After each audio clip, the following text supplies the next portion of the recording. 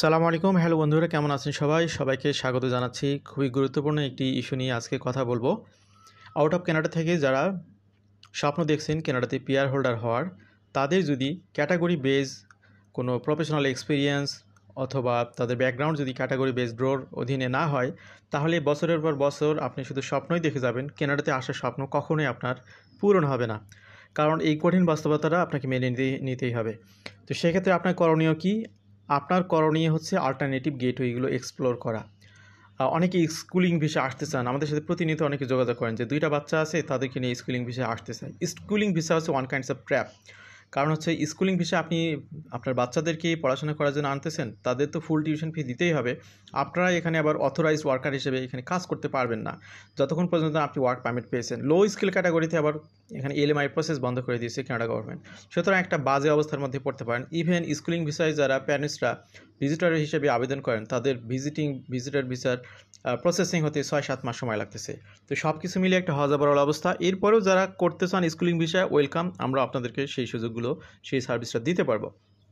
এরপরে হচ্ছে পিআর অ্যাপ্লিকেশনের জন্য অনেকেই এডুকেশন ক্রিডেন্সিয়াল অ্যাসেসমেন্ট বা ইসিএ করে আইএলটিএসে সবগুলো ব্যান্ডে 6-এর উপরে উঠিয়ে এক্সপ্রেস এন্ট্রিতে প্রোফাইল করে বসে আছেন। কোনো কাজ হচ্ছে না, কোনো কাজ হবেও না।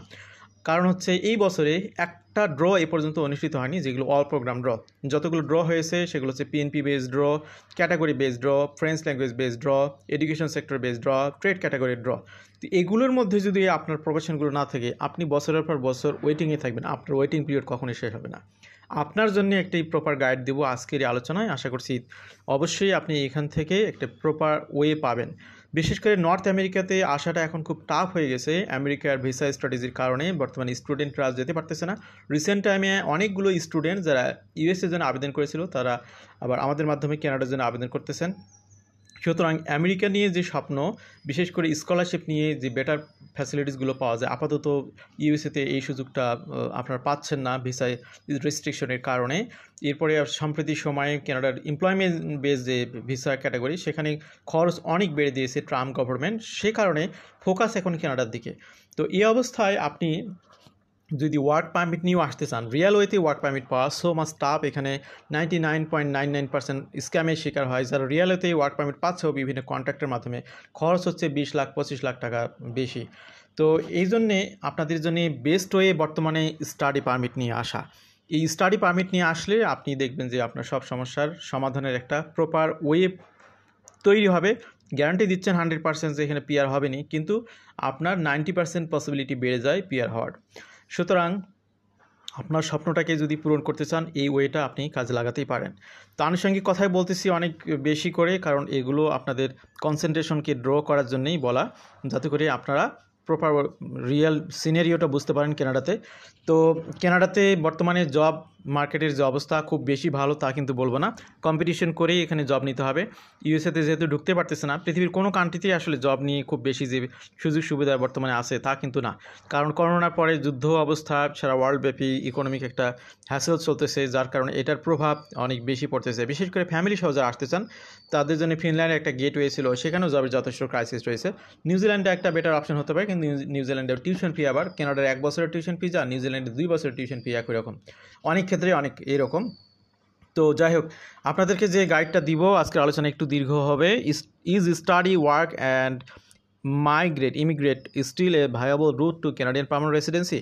তো স্টুডেন্ট থেকে ওয়ার্কার থেকে ইমিগ্রেন্ট, এই গেটওয়েগুলো আমরা আজকে একটু ধরে ধরে আপনাদের সামনে তুলে ধরবো। আজকে ভূমিকাতেই অনেকগুলো কথা বলেছি, লম্বা একটা ভূমিকা দিয়েছি আপনাদেরকে ভালো করে বোঝানোর স্বার্থেই। তো বর্তমান সময়ে কানাডাতে সর্বাধিক ইমিগ্রেন্ট ভিসা ইস্যু হয় এক্সপ্রেস এন্ট্রির অধীনে। তো আউট অফ কানাডা থেকে যারা আবেদন করতেছেন, তাদের সুযোগগুলো খুবই কম। এক্সপ্রেস এন্ট্রির অধীনে 80%-এর কাছাকাছি ইমিগ্রেন্ট ভিসা ইস্যু হচ্ছে তাদের নিকট যারা অলরেডি কানাডাতে আছেন। বাকি 20-25% ইস্যু হচ্ছে যারা একদম ওভার কোয়ালিফাইড, যাদের একদম ক্লোজ রিলেটিভস রয়েছে বিশেষ প্রভিন্সে, যাদের কোনো বিশেষ জব অফার আছে, তারা এখানে এই সুযোগগুলো পাচ্ছেন। একদম জেনারেল জাস্ট আইএলটিএস করেছেন, ইসিএ করেছেন, বসে আছেন, তাদের কিন্তু সুযোগ খুব একটা বেশি হচ্ছে না। In fact having studied in Canada provides significant advantage when seeking PR. হাতে কলমে আপনাদেরকে এবার শেখাবো কীভাবে আপনি আপনার স্বপ্নটা পূরণ করবেন। The increased competition for express entry invitations and provincial nominations means that the advantages provided by studying in Canada are even more important. Benefit of Canadian post secondary education, how it helps. তো আপনারা যারা out of Canada থেকে শুনছেন এবং Canada থেকে শুনতেছেন তারা বিষয়গুলো পার্থক্যটা বুঝতে পারবেন। এখানে পার্থক্যটা গভর্নমেন্ট কীভাবে করে সেটা আপনি পয়েন্ট টু পয়েন্ট এখানে বুঝবেন। তো এখানে অনেকগুলো বেনিফিট আমরা তুলে ধরবো। Additional CRS point for study in Canada. তো যারা ক্যানাডাতে স্টাডি করতেছেন শুরুতেই তারা এখানে 30 অ্যাডিশনাল পয়েন্ট পাচ্ছেন তাদের স্কোরের সাথে,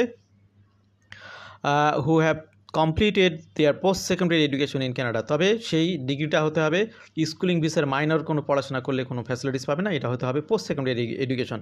সিআরএস পয়েন্ট ফর স্কিল ট্রান্সফারেবিলিটি। তো আপনি এখানে যে ক্যানাডাতে এসে আবার পড়াশোনা করলেন এটার কারণে আপনার যে কিছুটা স্কিল বাড়লো সেটার জন্য আপনার স্কিল ট্রান্সফারেবিলিটিতে আপনার বোনাস পয়েন্ট দিবে Canada government. Canadian work experience is also recognised in the skill transferability section of the CRS, allowing international students to gain up to 100 CRS points. তো স্কিল ট্রান্সফারেবিলিটি ফ্যাক্টরের অধীনে আপনি 100 বোনাস পয়েন্ট পর্যন্ত পাচ্ছেন। আগে পেলেন 30, পরে আরও পেলেন 130 পয়েন্ট আপনার বুস্ট হয়ে গেল। Access to post graduation work permit and bridging open work permit. শুধুমাত্র স্টুডেন্টরা এখানে এখন পোস্ট গ্রাজুয়েশন ওয়ার্ক পারমিটের সুযোগ পায়। কোন স্টুডেন্টরা যারা এখানে পড়তে আসে ডেজিগনেটেড লার্নিং ইনস্টিটিউশনে মিনিমাম 8 মাসের কোনো কোর্সে, তারা এই সুযোগগুলো পায়। এটা কি সুযোগ দিচ্ছে? Allows graduate to gain Canadian work experience which helps them qualify for Canadian experience class draw. তো ক্যানাডিয়ান এক্সপিরিয়েন্স ক্লাসের জন্য এটা আপনাদেরকে বিশেষ সুবিধা দেয়। তারপরে যে সুযোগটা আপনি এখানে পাচ্ছেন নেটওয়ার্কিং অপরচুনিটিস উইথ এমপ্লয়ার্স। বা আপনি আউট অফ ক্যানাডা থেকে এমপ্লয়ারদের সাথে কথা বলতেছেন। হ্যাঁ, আপনি যদি একদম সুপার কোয়ালিফাইড হন আইটি সেক্টরে, হেলথ কেয়ার সেক্টরে, আউটস্ট্যান্ডিং আপনার অ্যাবিলিটি ক্যাপাসিটি, দেন অবশ্যই আপনি বাংলাদেশে বসেও এমপ্লয়ারদের দৃষ্টি আকর্ষণ করতে পারেন। কিন্তু আপনি যদি মিডল ওয়েতে থাকেন তাহলে আপনি কিভাবে এখানে সুযোগ পাবেন ক্যানাডাতে জব অফার পাওয়ার? খুব টাফ একটা বিষয়। অলরেডি ক্যানাডাতেই অনেক ভিতরে জব খুঁজতেছে, সেখানে আপনাকে কেন জব অফার দেবে আপনি যদি মিডিয়াম ধরনের আপনি স্কিল নিয়ে থাকেন? এক্ষেত্রে আপনি যদি এখানে স্টুডেন্ট হিসেবে আসেন তাহলে প্র্যাকটিক্যালি আপনি এমপ্লয়ারদের সাথে কথা বলতেছেন, তাদের সাথে নেটওয়ার্কিংয়ের বিষয়ে একটা সুযোগ আপনার তৈরি হচ্ছে। বিশেষ করে কিছু কিছু প্রোগ্রামে কোঅপ প্রোগ্রাম থাকে, কোঅপ ফ্যাসিলিটিস থাকে, সরাসরি আপনি প্রতিষ্ঠানে গিয়ে কাজ করতেছেন, সেখানে যদি আপনার নেটওয়ার্কিংটা ভালো হয়, আপনার পারফরমেন্স যদি ভালো হয়, তাহলে তাদের মাধ্যমে সেখানে আপনি ক্লোজ ওয়ার্ক পারমিটের সুযোগ পাচ্ছেন। Ability to qualify for provincial nominee program. কানাডাতে স্টুডেন্টদের জন্যই ইন্টারন্যাশনাল স্টুডেন্ট ক্যাটাগরি নামে অনেকগুলো পিএনপি প্রোগ্রাম রয়েছে। এটা অনেক প্রভিন্সেই রয়েছে, নাম ধরে আলাদা করে বলতেছি না। তারপরে যে সুযোগটা আপনাদের জন্য তৈরি হয়, increase value as a job candidate. আপনি প্র্যাকটিক্যালি জব করেছেন ক্যানাডাতে, পড়াশোনা করেছেন, এর ওয়েদার, মাটি, বাতাস সব কিছু আপনার পরিচিত, এখানে মানুষের কালচার আপনি মানে ইউজ টু হয়ে গেছেন। সুতরাং আপনাকে জব দেবে না তো কাকে দেবে? যে আপনার হাজার হাজার কিলোমিটার দূরে এখনও ক্যানাডা সম্পর্কে তেমন প্র্যাকটিক্যাল অভিজ্ঞতা হয়নি, তাকে দেবে? অবশ্যই বিষয়টা এরকম না। সেক্ষেত্রে একদম আউটস্ট্যান্ডিং যারা কোয়ালিফাইড তাদের ছাড়া ইউজুয়ালি এই সুযোগগুলো পাওয়াটা so much tough. Some employers value Canadian education and Canadian work experience, giving international students in Canada and is in a competitive job market. এবার আপনাদের সামনে একটি প্র্যাকটিক্যাল সিনারিও ডেমনস্ট্রেশন করব মারিয়ার স্টাডি টু ইমিগ্রেট জার্নি নিয়ে। একজন 21 বছর বয়সী women, তিনি ক্যানাডাতে আসেন 21 বছর বয়সে 2019 সালে স্টাডি পারমিট নিয়ে। তিনি এখানে ইউনিভার্সিটি অফ টরন্টোতে 4 বছরের একটি ব্যাচেলর ডিগ্রি করেন। কিসের উপরে? সাইকোলজি প্রোগ্রামের উপরে। এরপরে তিনি করতেছেন কি, এরপর তিনি পোস্ট গ্রাজুয়েশন ওয়ার্ক পারমিট পান 3 বছরের জন্যে। During her time at university, she applies for summer internship and gets a 2-month placement in an NGO that provides mental health service in those in need. তো সে পরবর্তীতে internship করে একটি এনজিওতে যারা mental health নিয়ে কাজ করে। During her time at university, she applies for a summer internship and get 2-month placement, যেটা আমরা অলরেডি দেখলাম। She completes her 4-year program in 2029 and applies for post-graduation work permit, which is issued for 3 years. 2023 সালে পড়াশোনা শেষ হলো, 19 থেকে 23 4 বছরের honour bachelor সে শেষ করলো। এরপরে সে জবে নামলো পোস্ট গ্রাজুয়েশন ওয়ার্ক পারমিট নিয়ে। মারিয়া accept A full time position from the NGO as a community service worker. তারপরে কি ঘটলো? আফটার ইয়ার ফুল টাইম ওয়ার্ক, জাস্ট 1 বছর ফুল টাইম কাজ করার পরে সে এখানে একটি ল্যাঙ্গুয়েজ টেস্ট নেয় জেনারেল ট্রেনিংয়ে। এরপরে ক্যানাডিয়ান এক্সপিরিয়েন্স ক্লাসে সে এন্ট্রি করে। সে যেহেতু এখানে ফুল টাইম সার্ভিস বা এখানে কমিউনিটি সার্ভিস ওয়ার্কার হিসেবে কাজ করেছে, তাকে এখানে সিইসি ড্রতে তাকে কোয়ালিফাইড করা হয়। বিশেষ করে সে health care and social service ক্যাটাগরিতে ক্যাটাগরি বেস সিলেকশন ড্রতে সে এখানে সুযোগ পেল। তারপরে যেটা ঘটলো, in her third year of working of the NGO, Maria receive an invitation to apply for PR through an express entry draw. তো তাকে ইনভাইটেশন ইস্যু করা হলো। She respond by sending her application for PR receipts and acknowledgement of receipt. এরপরে তার acknowledgement রিসিপ্টটা সে accept করলো। তারপরে তার অ্যাপ্লিকেশনটার process চলাকালীন সময়ে সে যে আগে ওপেন ওয়ার্ক পারমিট ছিল, সেই ওপেন ওয়ার্ক পারমিটের সময় পার হলেও সে পরবর্তীতে ব্রিজিং ওপেন ওয়ার্ক পারমিটের সুযোগ পায়। এটি কী কারণে এই সুযোগটা পেলো, যেহেতু সে পিআর অ্যাপ্লাই করেছে এবং আগে একটা ওপেন ওয়ার্ক পারমিট ছিল, এখন যতক্ষণ পর্যন্ত না পিআরের ফুল রেজাল্ট পেয়েছে ততদিন পর্যন্ত সে এখানে কাজের সুযোগ পাবে। এবার আসে মারিয়ার পয়েন্টগুলো কীভাবে সে পেয়েছে। তার বয়স 23, এখানে যখন সে এসেছিলো তার বয়স ছিল 21। এরপরে এখন যখন এক্সপ্রেস এন্ট্রিতে সে এখানে কোয়ালিফাই করার চেষ্টা করতেছে তখন সে 26 বছর বয়সী, কারণ এর মধ্যে তার 4 বছরের অনার্স চলে গেছে, তারপরে তার 2 বছরের ওয়ার্ক এক্সপিরিয়েন্স গেছে। এখন সে আইটিআই পেয়েছে, এই স্টেজে এসে 110 পেলো, 110 100% পয়েন্ট পেলো এখানে। এডুকেশন সেক্টরে সে এখানে পেলো 120, মাস্টার্স করলে সে আরও বেশি পেত। তারপরে এখানে অফিসিয়াল ল্যাঙ্গুয়েজ ইংলিশে সে CLB 9 তুলেছে, এখানে পেলো 124। কানাডিয়ান ওয়ার্ক এক্সপিরিয়েন্সে 2 বছরের এখানে 2 ইয়ার্স অফ কানাডিয়ান ওয়ার্ক এক্সপিরিয়েন্সে সেখানে পেয়েছে 53। এবার আসি স্কিল ট্রান্সফারেবিলিটি সেকশন। সে যেহেতু কানাডাতে পড়াশোনা করেছে এবং জব করেছে, এই জন্য তাকে অনেকগুলো বোনাস পয়েন্ট দেওয়া হয়। কীভাবে বোনাস পয়েন্টগুলো দেওয়া হয় দেখুন। এডুকেশনে তার হচ্ছে যেহেতু কানাডায় পড়াশোনা করেছে, official language proficiency plus education, এখানে CLB 9 থাকার কারণে ব্যাচেলর ডিগ্রি করার জন্য 50 পেয়েছে। কানাডিয়ান ওয়ার্ক এক্সপিরিয়েন্স এবং কানাডাতেই পড়াশোনা হওয়ার কারণে 3 year of Canadian work experience plus bachelor degree. Foreign work experience, official language proficiency, foreign work experience, CLB 9 plus 1 year foreign work experience. তো তার দেশে তার 1 বছরের কাজের অভিজ্ঞতা ছিল, সেটার কারণে প্লাস তার CLB 9 হওয়ার কারণে আরও 50 পেল। তারপরে হচ্ছে এখানে আরও অ্যাডিশনাল পয়েন্ট আছে, Canadian plus foreign work experience, 3 year of Canadian work experience, 1 year foreign work experience. তো এখানে আপনারা যারা নিজের দেশে জব করতেছেন, ধরুন আপনি বাংলাদেশে জব করতেছেন, কানাডাতে আসলেন, পিআর অ্যাপ্লিকেশনের সময় বাংলাদেশের এক্সপিরিয়েন্সটাও এখানে কাউন্ট হবে, প্লাস কানাডার এক্সপিরিয়েন্সটা, এগুলো মিলিয়ে আপনি কিছু এক্সট্রা বোনাস পয়েন্ট পাবেন। অ্যাডিশনাল পয়েন্টের ক্ষেত্রে স্টাডিড ইন কানাডা, এখানে পেল সে 4 ইয়ার ব্যাচেলরের জন্য 30, টোটাল পয়েন্ট গিয়ে দাঁড়ালো তার 537। মাস্টার্স করা নেই, তারপরে তার পয়েন্ট গিয়ে দাঁড়াচ্ছে 537। তো 537 হওয়ার কারণে কী ঘটলো, তার দরকার ছিল মাত্র 470, তো এখানে তার 67 পয়েন্ট এক্সট্রা পড়ে আছে। তো এইভাবে মূলত তারা কোয়ালিফাই করতেছে। আপনারা যারা আসতে চান তারা এভাবে কোয়ালিফাই করতে পারেন। মারিয়া could have qualified for the most recent health care and social service category base selection draw. তো আমি এক্সাম্পলটা প্র্যাকটিক্যালি কী জন্য দিলাম, আপনাদের বিষয়গুলোকে ট্রান্সপারেন্ট করার জন্য। Why study work and immigrate can be valuable route for permanent residency. তো কী কারণে এটা ভাইয়েবল রুট হবে আমি অলরেডি ব্যাখ্যা করেছি, নতুন করে এটা ব্যাখ্যা করার প্রয়োজনে অলরেডি বেশ সময় হয়ে গেছে, আপনাদের ধৈর্যের বাদ ভেঙে দেবো না। Access to post graduation work permit to bridging open work permit.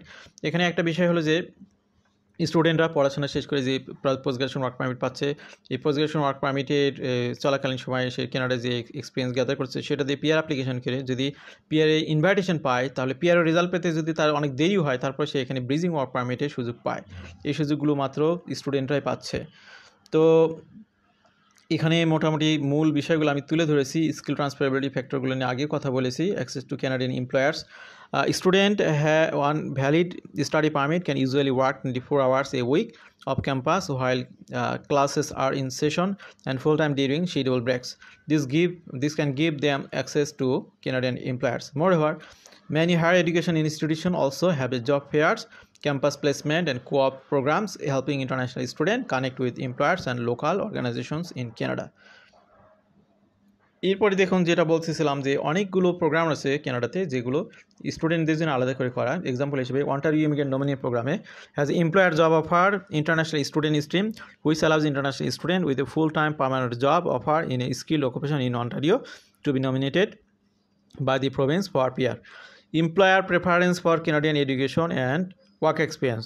এখানে অনেক এমপ্লয়ার আছে। Many employers in Canada look for candidates who already have Canadian work experience or Canadian education, giving educational student graduate a significant edge in competitive job market. Thinking about immigrating to Canada, তো যারা কানাডাতে আসার জন্য স্বপ্ন দেখছেন, যেহেতু north American কান্ট্রির মধ্যে কানাডা US এই দুইটি ওয়েল রিনাউন্ড, ইউএসের গেটওয়েগুলো অনেকটা কঠিন হয়ে গেছে, তো সেক্ষেত্রে কানাডাকে যারা আবার নতুন করে চিন্তাভাবনায় আনতেছেন, সফলভাবে এখানে অ্যাপ্লিকেশনগুলো করা, ভিসা পাওয়ার ক্ষেত্রে ডকুমেন্টেশন একটা ম্যাটার। একজন সফল প্রফেশনাল এক্সপেরিয়েন্সড পারসন আপনাকে এই ব্যাপারে প্রপার গাইড দিতে পারে। একজন সার্টিফাইড এডুকেশন কনসালটেন্ট হিসেবে আপনাদেরকে এই ক্ষেত্রে আমরাও হেল্প করার জন্য যথেষ্ট দক্ষতা রাখি। দীর্ঘ প্রায় 1 যুগের অভিজ্ঞতার আলোকে আপনারা চাইলে সেই সুযোগটি নিতেই পারেন যদি আপনি স্বপ্নপূরণে সারথি বানাতে চান আমাদেরকে। Based on those score, current series cut-off score can get an idea whether your profile is likely to be competitive in the express entry pool. তো যেমনটি বলছিলাম যে আসলে পড়াশোনা করতে আসলে নিট খরচ কত হয় আমি আপনাদেরকে একটু তুলে ধরি। ধরুন আপনি ওয়ার্ক পারমিট নিয়ে কানাডাতে আসবেন, 20 লাখ থেকে 30 লাখ টাকা খরচ করবেন। অনেকেই কিন্তু আছে যে যারা রিয়েল ওয়েতে কোনো না কোনোভাবে কানাডাতে ওয়ার্কার হিসেবে এসেছেন, তারা 20 লাখের নিচে খরচ করেছেন এরকম লোক আমি পাইনি। কারণ আমাদের অনেক সেমিনারে অনেকে যুক্ত হয়, তারা 20 লাখের নিচে কেউ আসলে এখানে আসতে পারেনি। তো আসার পর তারা এখন আনসার্টেনটির মধ্যে আছে পিআর নিয়ে। অনেকে আমাদেরকে নক দেয়, পিআর পাচ্ছি না, পিআরে কীভাবে কনভার্ট হবো। কিন্তু আপনি যদি স্টুডেন্ট ভিসা নিয়ে আসতেন তাহলে কি অ্যাকচুয়ালি কী ঘটতো? যেমন আপনি 1 বছরের মাস্টার্স প্রোগ্রামে আসবেন, 1 বছরের মাস্টার্স প্রোগ্রামে আসলে আপনার টোটাল খরচ হবে হয়তো 35 লাখ টাকা। তো সেক্ষেত্রে আপনি এখানে জব করে আর্ন করতে পারেন 12 থেকে 15 লক্ষ টাকা। তো আপনার অ্যাকচুয়ালি নিট খরচ হলো কত? 20 লক্ষ টাকা। কিন্তু আপনি স্টুডেন্ট হিসেবে যখন কানাডাতে আসলেন, তখন আপনি স্টাডি পরবর্তী সময় এখানে ওপেন ওয়ার্ক পারমিট পাচ্ছেন। এরপরে হচ্ছে পিআরের জন্য আপনি অনেকগুলো মাল্টিপল পয়েন্ট পাচ্ছেন, যেগুলো ডিরেক্ট ওয়ার্কার হিসেবে আসলে খুব কঠিন হবে। আবার যদি আপনি আউট অফ কানাডা থেকে ট্রাই করেন তাহলে হয়তো ট্রাইয়ের মধ্যেই আছেন, 10 বছরের মধ্যে স্বপ্ন আর পূরণ হচ্ছে না। তো এই যে কঠিন অবস্থা, এই বাস্তবতাগুলোকে আপনারা সহজ করে নিতে পারেন আজকের এই গাইডগুলো থেকে। আপনি ভালো করে হার্ট অ্যান্ড সোল ট্রাই করুন ল্যাঙ্গুয়েজ টেস্টে ভালো করার জন্য। আর কিছু না হোক, আপনি যদি সরাসরি পিআর হোল্ডার হিসেবে আসতে চান, ভাই ফ্রেঞ্চ ল্যাঙ্গুয়েজ কোর্সে ভর্তি হয়ে যান। ফ্রেঞ্চ ল্যাঙ্গুয়েজ কোর্সে ভর্তি হতে পারলে সেটা আপনাদের পয়েন্টকে আউট অফ কানাডা থেকে এমনভাবে বুস্টিং করবে যাতে করে কানাডায় আসতে পারবেন। ভালো থাকবেন সবাই, আল্লাহ হাফেজ, সালামু আলাইকুম।